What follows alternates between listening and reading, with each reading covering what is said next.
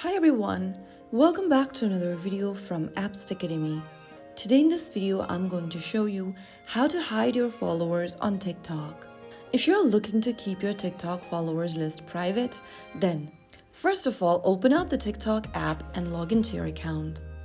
From the homepage of TikTok after logged in, tap on profile icon at the bottom right corner. From your profile section, tap on the menu button or the three-line icon in the top right corner. In the pop-up at the bottom, click on Settings and Privacy. Now, under Settings and Privacy, click on Privacy. If you want to hide your followers list on TikTok, then you'll need to turn to a private account.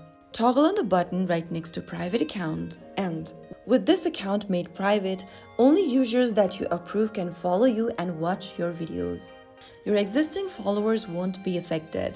With a private account, others won't be able to view your followers or following list, duet or stitch with your content, or download your posts.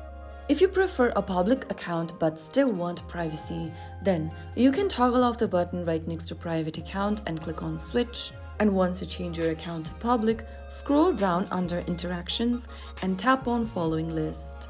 Now tap on Only You from the menu, and this will now make other users to see only your mutual friends to hide your following or followers list.